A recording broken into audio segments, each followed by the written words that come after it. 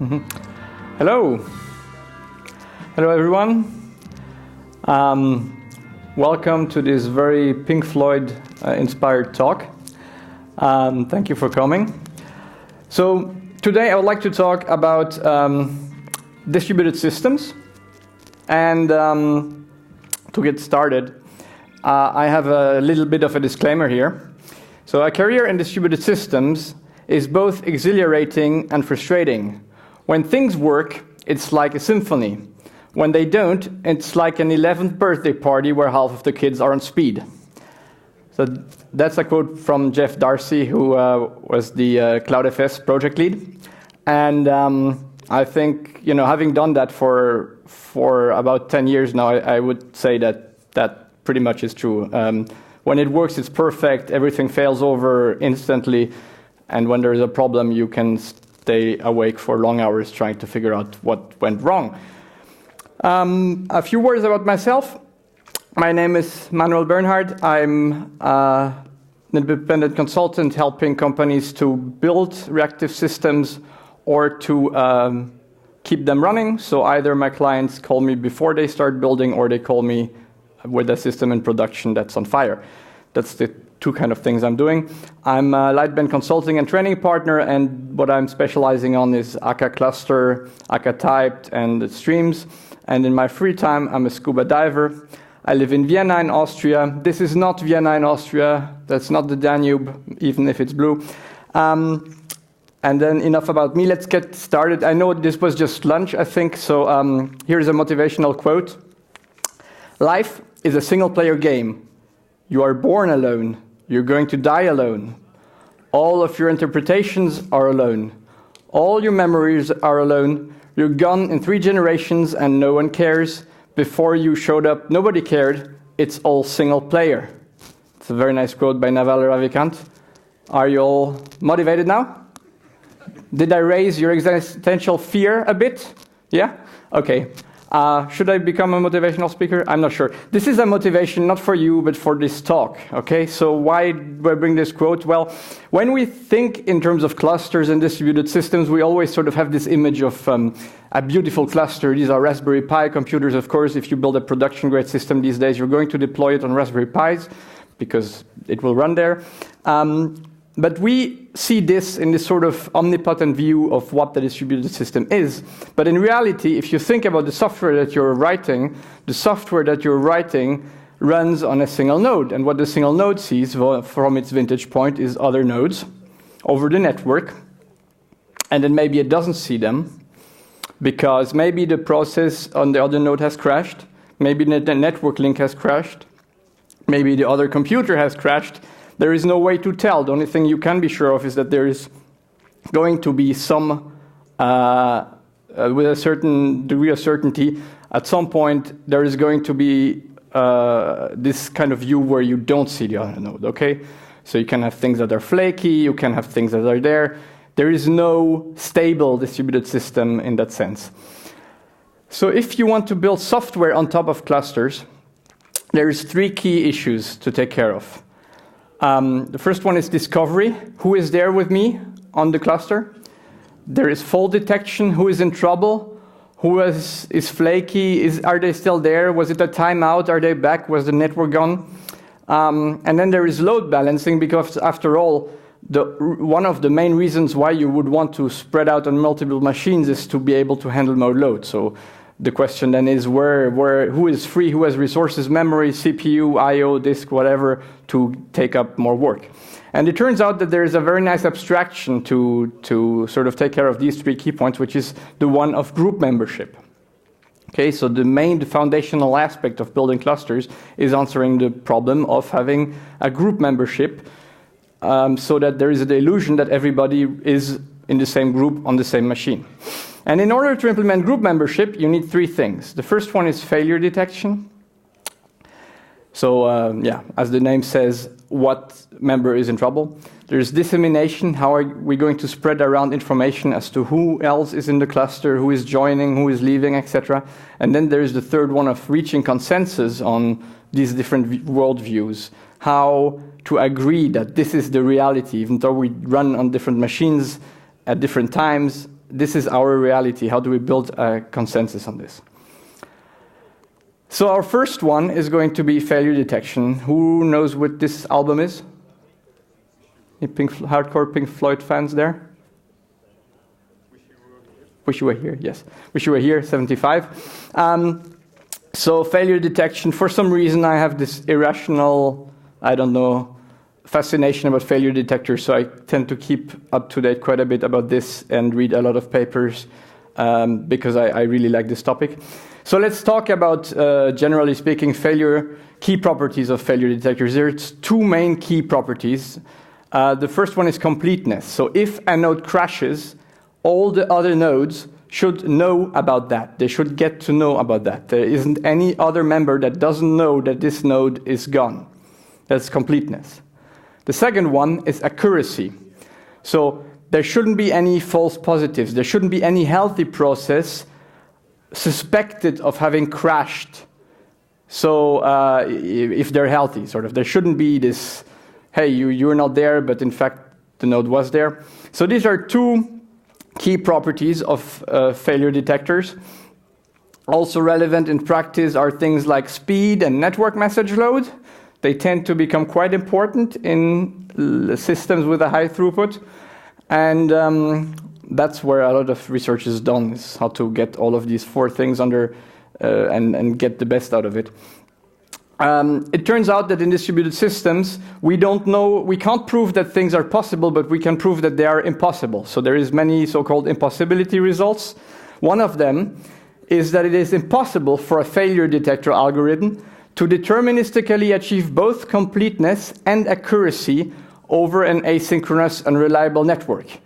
Now, the bad news is that all we have are asynchronous and reliable networks. So for our failure detector algorithm, that means that we can't have both of them, okay?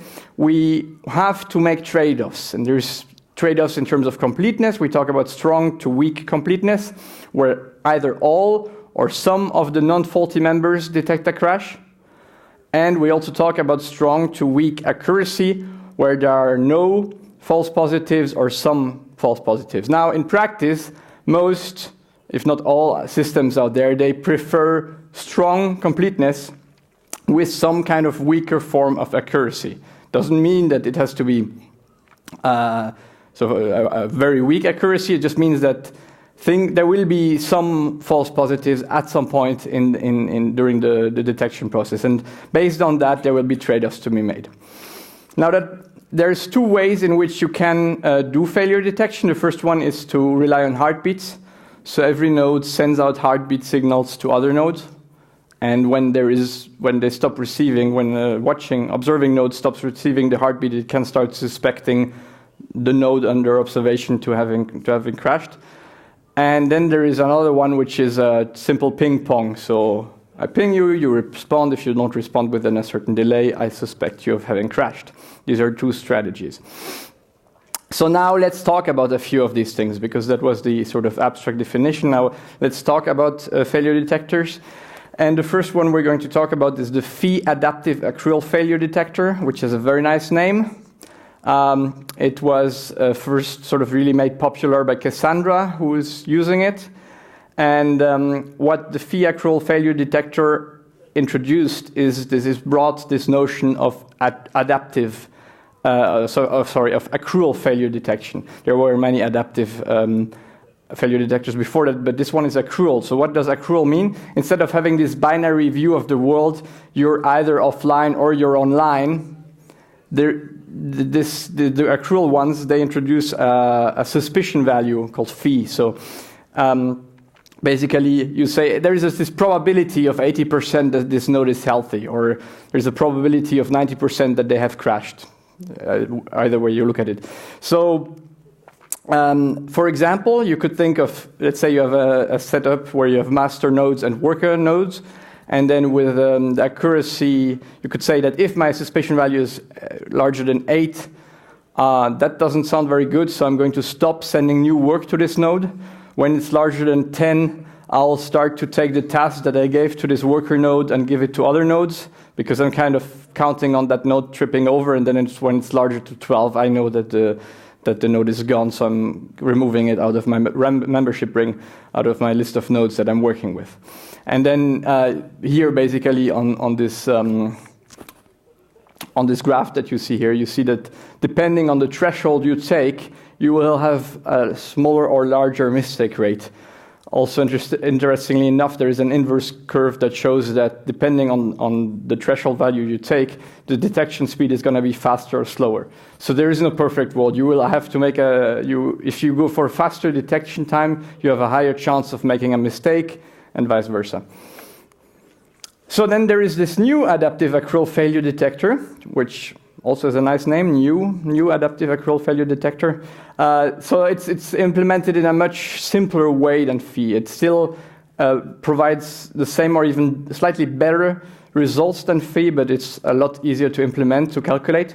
I wrote a version of it for Akka Cluster, and it turns out it performs a little bit better in cloud-based environments. Okay, not so much, but it's slightly more adaptive. Now, one that's really quite nice and that inspired quite a bit of work is the swim failure detector. As you swim lazily through the milieu, the secrets of the world will infect you. And that's a very interesting paper because it's citing also a lot of papers from biology. Okay, so it has both the dissemination and the failure detection component. And the idea is to build a scalable membership protocol that will work even with large clusters. Back then, when it was written in 2002, large was hundreds of machines. Now we smile at this and we say, hey, large is over 2,000 nodes. Okay, but back then that was the idea and the aim here. And the way it does that, and that idea has carried on in newer research, is that the members that are suspected are first flagged and not immediately kicked out of the membership ring. So how does that work? So for example here, I have a node and I ping it, and it doesn't reply. The acknowledgement gets lost, or this is a Java node, it was running garbage collection, it replied too slowly, and for whatever reason I don't get my Pong back. So instead of saying, hey, this node is probably faulty, what I do, I try to indirectly probe it.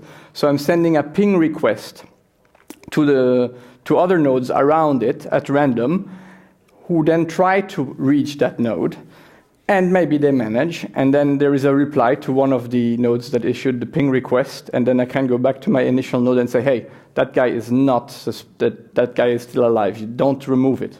And that way you can prevent false positives and in a larger node cluster. Sorry.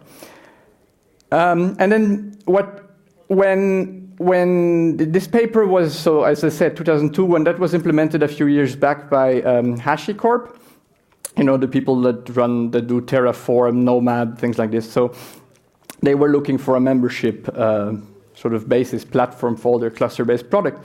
And now when they found this paper and implemented it, they had a lot of false positives in their large data centers with console, etc. So they added a few things to Swim, and there was what they ended up with by adding all of these optimizations, as you can see here, is that you have really radically less false positives. If you apply all of your transformations, you go down to less than 2% of the false positives than with original Swim, which I think is quite a nice improvement. This is implemented in a software called MemberList, which is open source. It's written in Go, if I'm not mistaken. And last year, I used to say that this is the state of the art. There is nothing better out there, and I want to implement this, I want to port this to Java. That was last year. This year, there is Rapid. So that is something that was built also in the same spirit than Swim for large clusters.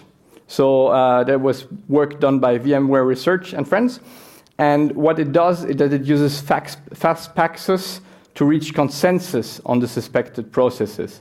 So what does it mean? Is that for very large, it turns out that for large clusters, over around 1,000 or more nodes, or 2,000, 2,500, etc., it's quite unstable, these things. With Zookeeper, MemberList, even the MemberList I just talked about, etc., things are quite unstable. I don't know if you can see this up there, but the orange thing in the middle up there, when you have a few members removed, you see how it sort of oscillates between, hey, we have that many nodes and that many nodes. It doesn't really, Zookeeper doesn't even see anything for quite some time. And then Rapid, you can see in green, just after a few seconds, you basically get to the right number of nodes. Same thing when you have packet loss. Things start to become really unstable with Zookeeper or member list when you have packet loss. Okay? With Rapid, it doesn't care about the packet loss. It's going to detect correctly after a short time that the 10 members have gone. So you get a really good result out of this.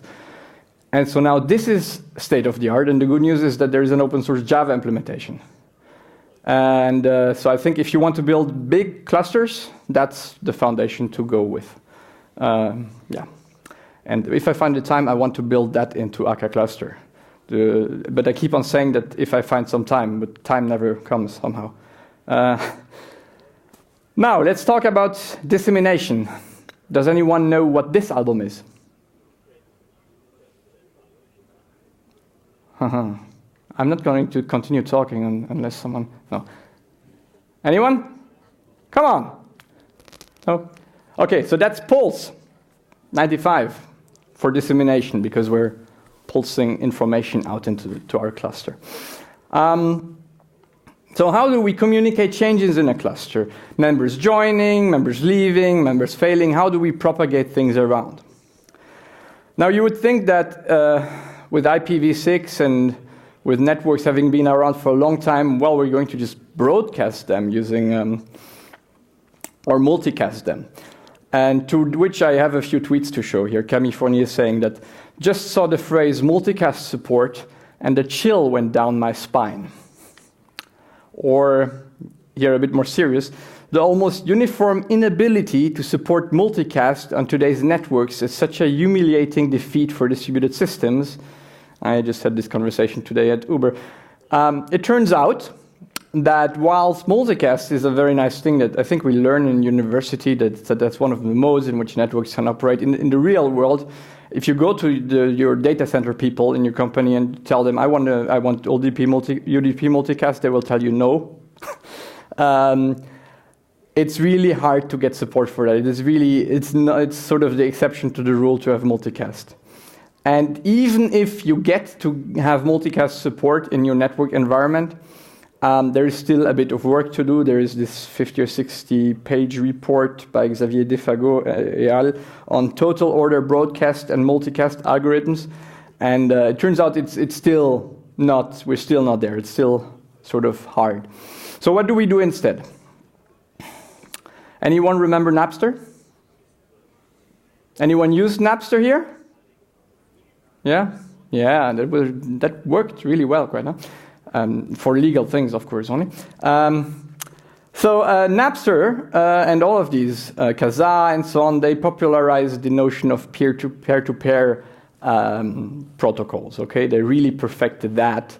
It was great for distributed systems and building cluster because it turns out that this is what has survived from this era, sort of, is to use gossip-based propagation, dissemination of information in clusters.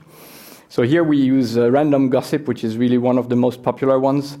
We start at T0, we talk to one node. Yeah, one node.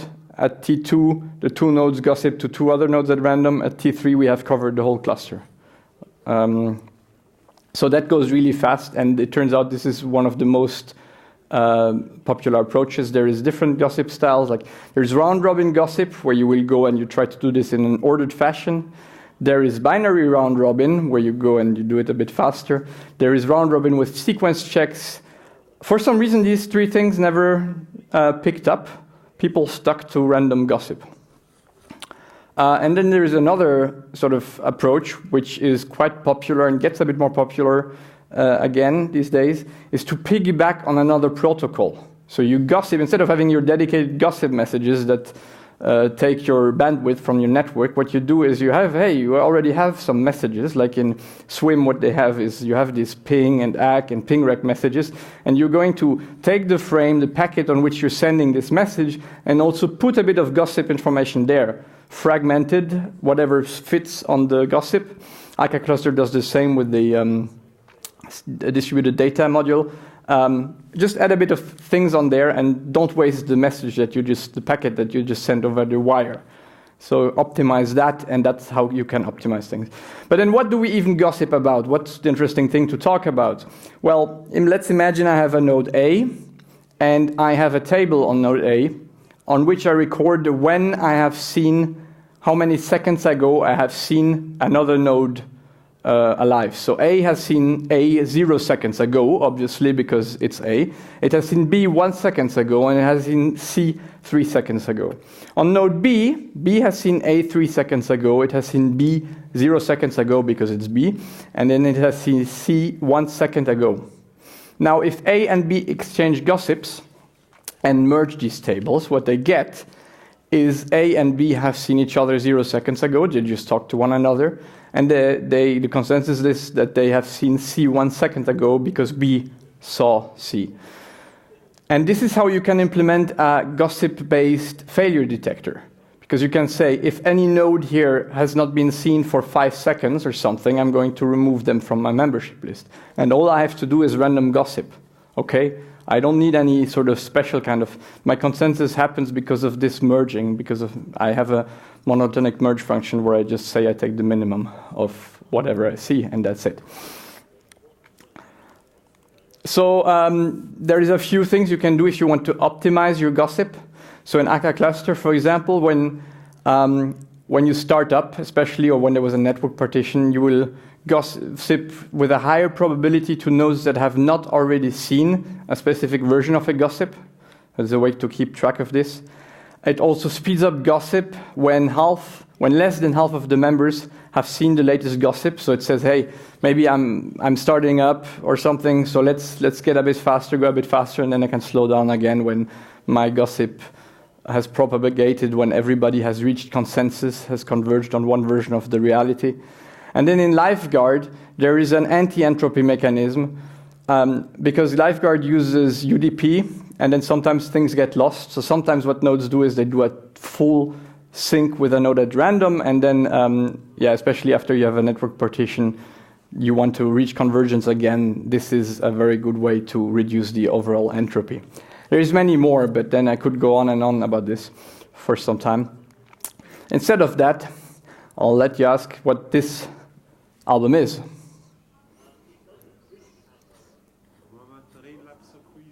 Momentary lapse of reason. Yes, perfect. Thank you. And now we're going to talk about consensus, because that's one of these things that makes you go insane. And here comes a quote by Nietzsche. He who fights with monsters should look to it that he himself does not become a monster. And if you gaze long into the abyss also gazes into you. I think that this is a pretty accurate description of consensus protocols, but feel free to disagree with me on that one. I mean, seriously, in 89 we had Paxos. In 2013 we had Raft because Paxos was too hard. And then in 2018 the consensus is that computers are terrible. I think we have reached that point now in terms of consensus. So consensus is one of the, I would say, more interesting but also more maddening fields of research in distributed systems. There is also a very nice impossibility result that right away limits or makes it that interesting. Group membership with a single group is impossible when there are nodes that are suspected of having failed. So imagine you have your cluster and there is only one, only need one node that is suspected of having failed. You can't reach consensus anymore, okay? Because you don't know, is it there, is it not? And there goes your consensus out of the window. So what does it mean? It means that it's not a good idea to make membership-related decisions when you have a failure detector that tells you that some processes have crashed. Because if you take decisions then, you might end up in a divergent some packets get lost, whatever, you end up with a group where every member has a different view of reality. And that's absolutely not where you want to be. So don't make any membership-related decisions. Don't let new members join. Don't let anyone leave while you have this unstable state of having members that are suspected of having crashed. How do we reach consensus? So the first thing we have to agree on is time, because it turns out that due to how things are in space-time, time is relative on where you are. And that's not only because of the general distribution, but also because clocks can get out of sync, which they pretty quickly do, or very often do. They don't need to be out of sync very much, but they will run out of sync. And I think, if you only want to read one paper after this talk, if I can convince you to read a paper, there is this one by Leslie Lamport, Time, Clocks, and the Ordering of Events in the Distributed Systems. That's one of these foundational papers I think everyone should read to get a better sense of that topic here. And it's about, Lamport clocks are about how do you order events in a distributed system. How can you set up an order? It turns out that Lamport clocks, if you want to build real events, they're not enough. So what you have is vector clocks, which are vectors of Lamport clocks. And what you can do with these is that you can flag concurrent events. With Lamport clocks, you can define orders. With vector clocks, you can define order and also concurrency, what happens at the same time, which events happen at the same time.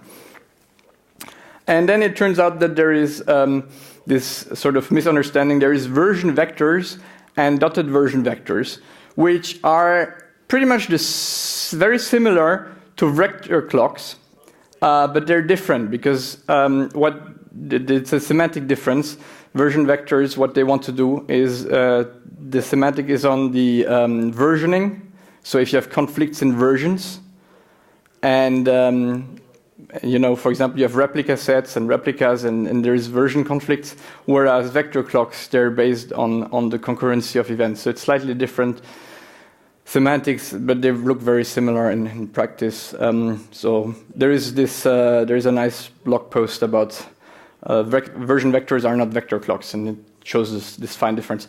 Now I'm telling all of this, and you think, what are you doing here? This is all very abstract. Is it used at all in practice? Will I ever code with this? It turns out, yes, you can. In Akka Cluster, there is this gossip class. So there's a bit of code here. That's Scala, but what you see here is over this version here. That's a vector clock.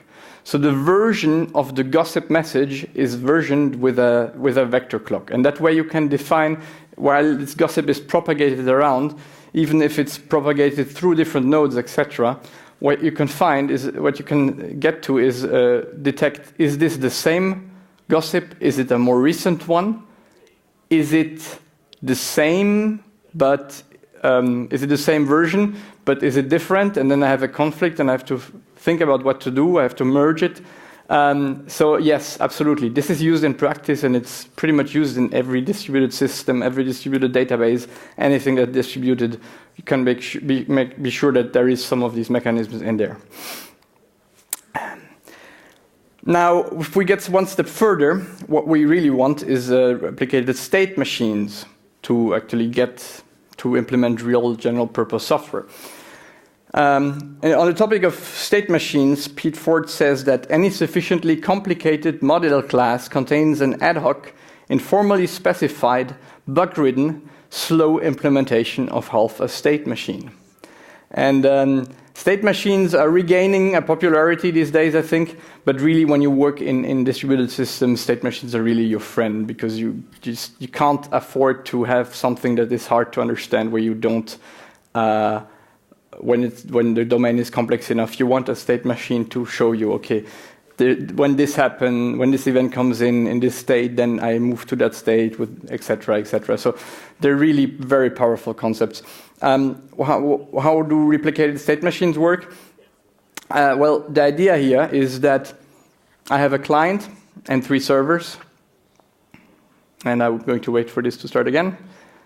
Yeah, so I'm sending my events to one of the nodes, and and then it's propagating it to all the nodes. And what happens is you apply the same thing in the same order to all the state machines, so they will all end up with the same state. So apply the same events in the same order to the same state machine, you will have the same transformation, you will have the data identical on all your cluster nodes. And the idea here is to replicate state for resiliency. Okay, if one node goes down, you still have the two other ones that you can work with. And this is really a really basic, that's from the Lamport time clock and ordering of events paper. It's from '78. This is a really old idea. Okay, we're still using this. But of course, this is quite abstract, so the question is how do we implement this in practice? And for this we need consensus protocols. And the idea here is to make our distributed systems fault tolerant and let different servers agree on a value. And there is quite a few of them. There's Paxos, there is Raft, there is flexible Paxos, there is CAS Paxos. All of these things, many of which, except for CAS Paxos here, use the concept of a log and commits, and then you have, depending on the protocol, you have leaders, you have elections.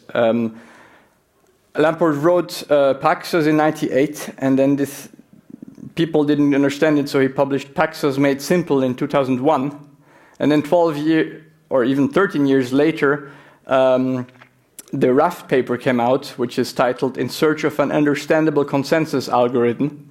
So you just get an idea that these things are not that easy. I mean, Raft was specifically built as a protocol the main goal was, one of the main design goals was to teach it, to make it easy to teach it. And even with that, Raft is not that straightforward to get to. So, yeah, that's about sort of more traditional consensus protocols. Now there is a it's not new anymore, but it's still making its way into common day-to-day development to reach consensus. And these things are called conflict-free replicated data types, or in short, CRDTs. And there's two families. There is the commutative CRDTs, which rely on commutativity of operations, that 1 plus 2 is the same thing as 2 plus 1. And then there is CVRDTs, where you use convergence of state. So that's with a merge function. So on this example here, if that pointer works or not. Anyway, we are everyone, x1, x2, x3, all the three nodes that are initialized with 0. And then on the first and the second one, on the first one we say we're at version 1, at value 1. The second one we're at value 4. And then we propagate these values onto the other nodes. And our merge function here for the convergence is a maximum. So we're always going to take the maximum. So on the lower node, the maximum of 0 and 4 is 4. So that's our result at the end. On the middle node, the maximum between 4 and 1, there's an arrow missing here, but the maximum between 4 and 1 would be 4 anyway, so that's why 4 comes out. And then at the top, the maximum between 1 and 4 is 4 as well. This is how we always converge, is what CRDTs do. They always converge. So we talk about strong eventual consistency. So we're going to eventually converge, be consistent. It's just a matter of time. When everything has propagated, we're sure that everyone will be at the same state. And that's a pretty cool guarantee to have, because that way you sort of, even in face of crashes and so on, you know that you will win. And there is no need for central sort of coordination and point of failure in that. It's all distributed. It's completely distributed. And there is quite a few data structures in there, basic ones being sets and then maps. And then you can compose these things. So you have maps of sets of lists or lists of maps, whatever. You compose these things together. There's a lot of ongoing research with more and more of these data structures being discovered. And I wouldn't say that it's easy to program with them, but it's getting easier. And then you have this advantage of having something where you don't have a central replication. You only need dissemination and propagation, and then you're all set on that. And then there is my favorite, is reaching consensus without talking. So without transmitting information, without sending packets out, using conventions. So for example, in Akka Cluster, there is a leader, there is a concept of a leader, but there is no leader election. So the way it works is that there is simply this order between members. So members have an address, like an IP address, network address, and they will be sorted by address. And then the first node, the one that's at the top of the ordering, is the leader. Now, since everyone knows what the other members are and everybody knows their address, they can all do that little sorting on, locally. And then that's it. They all know, hey, that's the leader. They didn't need to talk to one another. They will always know when the leader is there. If the node with the leader crashes, the failure detector says, hey, this node is crashed. Now the leader is going to be the second one on the list. So there is no need to talk about it. And I think that's really quite practical. So now let me talk about Akka Cluster for a bit in practice. So what's Akka Cluster? Or what does Akka Cluster give you? So Akka Cluster, it gives you this membership layer here at the bottom. And this is what we just talked about, the failure detector. So Akka Cluster uses the phi adaptive actual failure detector implemented with a ping pong strategy. And it's using random gossip, but the gossip is not totally random, it's a bit biased. It's biased towards nodes that have a higher probability of not having seen the latest version of a gossip. And this is a parameter you can tune in the configuration. If you build a larger cluster, you should actually tune it to adapt to the fact that your cluster is larger. And then in terms of consensus, it uses this leader by convention that I just showed. And the leader is the one that drives all membership-related decisions. It's the one that says, hey, you can join or you can leave. And without the approval of the leader, nothing happens. And so that's the basis, is this membership layer. And then on top of that, you have two more things. You have distributed data, which is the CRDTs we talked about before, these conflict-free replicated data types. There's quite a few of these implemented. And that's pretty cool. It's very fast, very low latency. And then there is a cluster the cluster singleton module. So a singleton means there is only going to be one actor, one of a kind in the whole cluster. So this guarantees sort of that you have only one in the whole cluster. It takes care of routing messages to that one actor to buffer the messages while if the singleton is being moved from one node to another, et cetera, that's there. And then on top of that, there is one of the really cool, powerful features of Akka Cluster, sharding. So sharding lets you really scale out your entities on a large cluster, distributed cluster. You heard of sharding before, I guess, in terms of database, etc.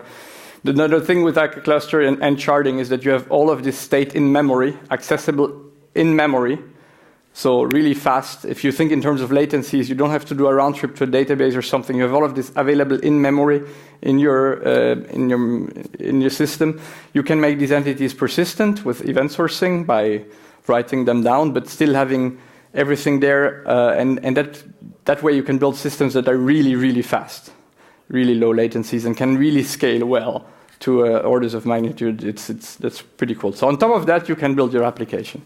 You don't need to concern yourselves too much with membership, but you need to understand it enough in order to operate the application. I think that's one of the bigger challenges in today's sort of new environment, where we have a lot of powerful tools, but if you don't know exactly how this works, if you completely ignore that, and if the operations also ignore that, then you're in for a surprise, because you need to understand at least the basics, sort of have a sense of what's going on in order to build production systems with that.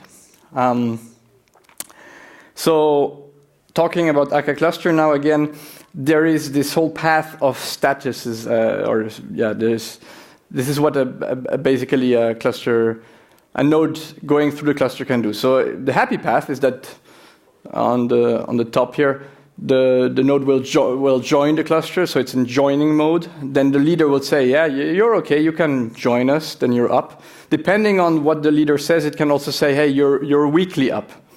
Weakly up means that you're part, not everyone knows about you yet, but you can start doing taking part in some of the work, some of the things you can do that.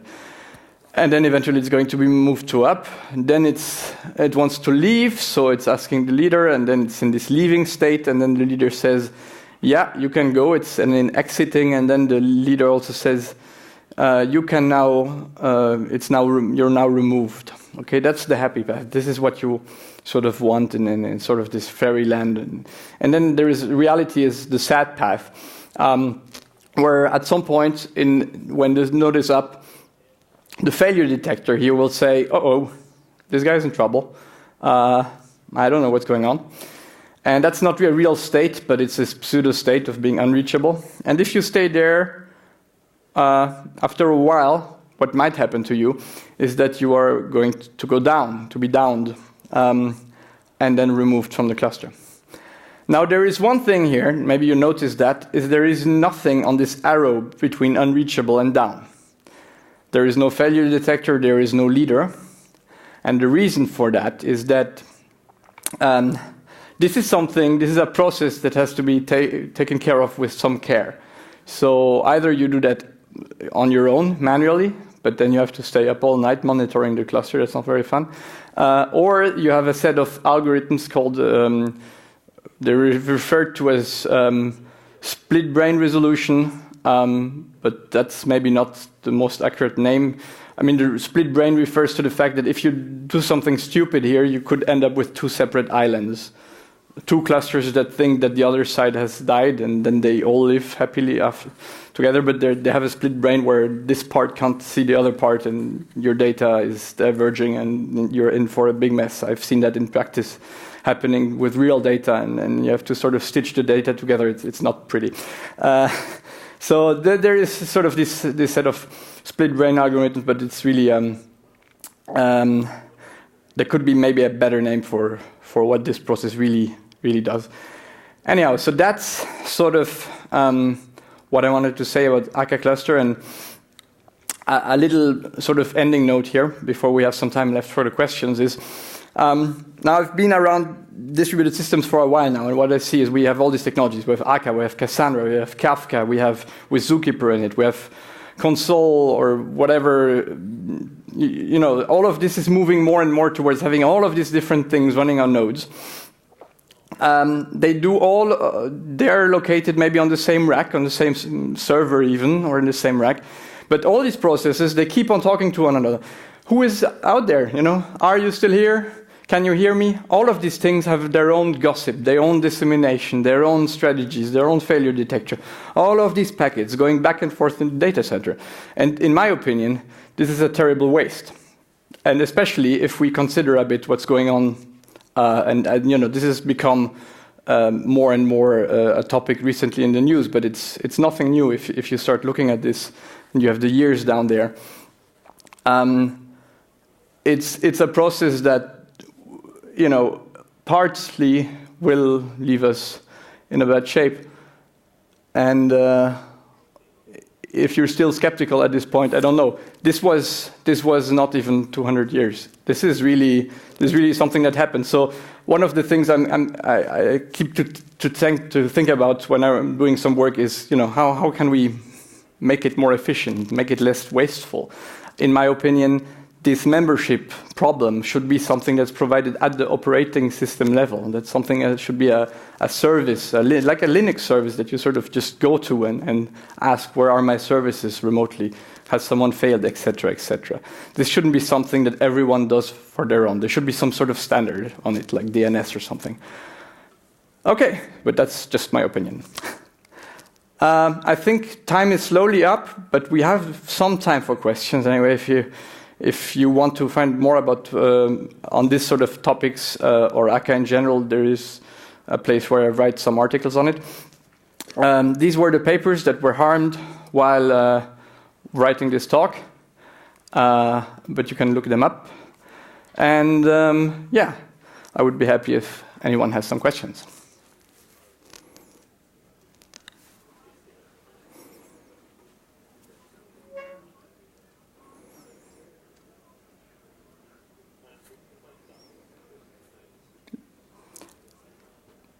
Okay. If you have any question later on, you can always write me an email or come to see me now. I'm going to be still around for 1.5 hours, and then I have to take a train and a plane and fly back. I came here this morning. Anyway, thank you very much, and have a nice rest of Devox.